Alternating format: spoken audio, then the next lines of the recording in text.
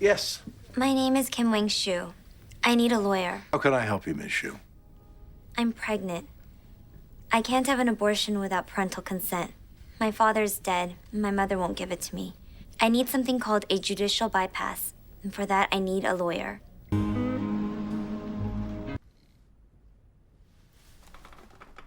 I am convinced that the minor is mature enough to make the decision, and the bypass is granted. 여러분 안녕하세요. 반갑습니다. 오늘 미국법 이야기의 주제는 낙태죄와 관련된 논란입니다. 미국 이야기를 하기 전에 먼저 우리 한국 상황을 잠깐 이야기하겠습니다.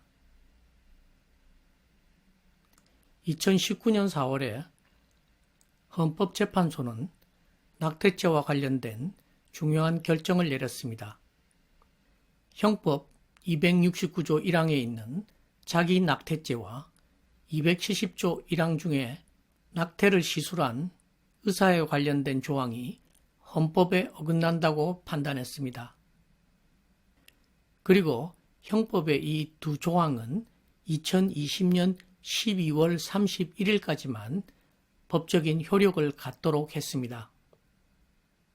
이 결정에 참여한 9명의 헌법재판관들 중에서 형법 낙태죄 규정이 헌법에 합치한다고 판단한 재판관은 2명이었고 3명의 재판관은 위헌이라고 판단했습니다. 위헌 결정을 내린 재판관들과 함께 가장 다수를 차지한 4명의 재판관은 헌법 불합치 결정을 내렸습니다. 9명의 재판관 중 7명의 재판관이 여성의 자기결정권 침해를 이유로 이들 형법 조항을 헌법에 어긋난다고 판단했습니다. 헌법재판소는 낙태죄 조항을 바로 무효화하지 않고 2020년 말까지 국회가 법률을 고치도록 했습니다. 하지만 국회는 이 기간 내에 낙태죄 조항에 관한 합의를 이루지 못하여 결국 2021년 1월 1일부터 대한민국에는 낙태죄와 관련된 형법 조항이 존재하지 않는 입법 공백 사태를 맞이하게 되었습니다. 우리 사회의 이러한 상황을 염두에 두면서 미국 사회가 겪은 낙태죄에 관련된 논란을 살펴보도록 하겠습니다. 낙태 허용과 금지에 관련된 논란은 미국 사회에서 가장 첨예한 논쟁 주제입니다. 성인 여성이 아닌 18세 미만의 미성년자의 경우에는 더욱 논란거리가 되고 있습니다. 다른 여러 사회적 논란과 마찬가지로 낙태 논쟁도 질문을 어떻게 구성하느냐가 매우 중요합니다. 먼저 낙태는 도덕적으로, 종교적으로 잘못된 행위인가? 이렇게 질문을 할 수도 있습니다. 그리고 낙태를 법으로 금지하는 것이 정당한가? 이렇게 물어볼 수도 있습니다. 법이 특정한 행위를 금지하는 이유는 도덕적 근거나 종교적 가르침과 깊은 연관이 있는 경우가 있습니다. 하지만 국교가 인정되지 않고 정치와 종교의 분리를 규정하고 있는 헌법에 따르면 법적인 판단은 종교적 판단과 구별될 수밖에 없습니다. 인간 생명은 정자와 난자가 추정된 순간부터 시작된다고 주장하는 이들은 낙태는 살인과 같다고 주장합니다. 법적인 관점에서 태아가 생명권을 가질 수 있느냐 하는 질문도 제기됩니다. 물론 이 논쟁에서 가장 중요한 질문은 임신한 여성이 낙태할 권리를 가지느냐 하는 것입니다. 법이 낙태를 허용하거나 금지하는 경우에는 그 한계와 범위가 매우 중요합니다. 낙태 논란에서 미국 연방대법원의 입장은 태아는 사람이 아니며 따라서 헌법상 권리의 주체가 될 수 없다고 합니다. 연방대법원은 판결을 통해서 임신한 여성은 출산과 낙태를 자유롭게 선택하고 결정할 권리를 가진다고 하였습니다. 따라서 국가는 낙태를 전면적으로 금지할 수 없다고 판결했습니다. 낙태와 관련된 가장 중요한 판결은 1973년의 로 대 웨이드 판결입니다. 이 판결을 통해서 연방대법원은 당시 연방법률과 대다수 주에서 낙태를 금지하거나 처벌하는 법률을 무효화했습니다. 연방대법원은 이 판결에서 임신 기간을 3분기로 나누어서 각 분기별로 다르게 취급하였습니다. 임신 12주에 해당하는 첫 3개월까지는 여성과 담당 의사가 낙태 여부를 선택해서 결정할 수 있도록 했습니다. 따라서 이 기간 동안에 연방정부나 주는 낙태를 금지할 수 없게 하였습니다. 임신 24주인 중간 3개월까지는 정부가 낙태를 법적으로 규제하는 것이 가능하지만 오직 임산부의 건강을 위해서만 이러한 규제를 하도록 했습니다.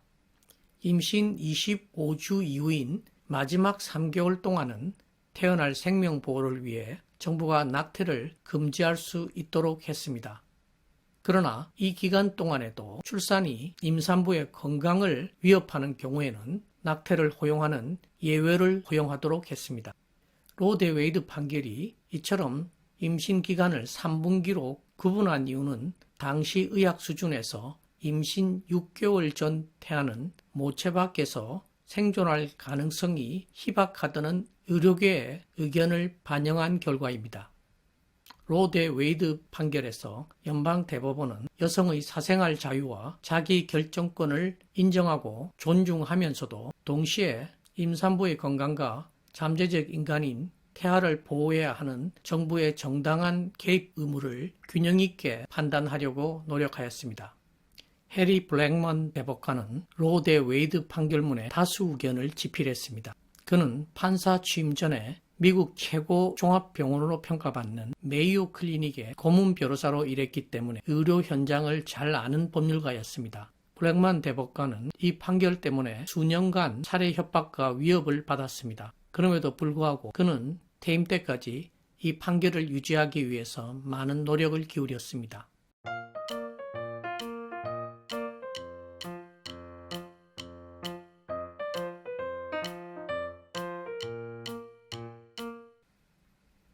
로 대 웨이드 판결 이후 공화당 소속 대통령들은 로 대 웨이드 판결을 파기하기를 원했습니다.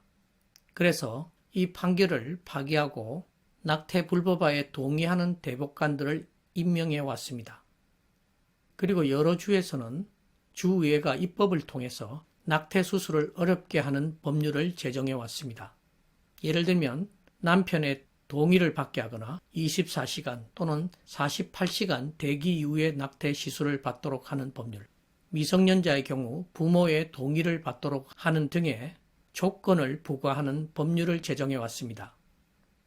로 대 웨이드 판결을 유지하려는 사람들과 파기하려는 사람들 사이에 오랜 논란 중에 연방대법원은 낙태 여부를 선택하고 결정하는 것은 여성의 권리라는 점을 여러 판결에서 명확히 해오고 있습니다.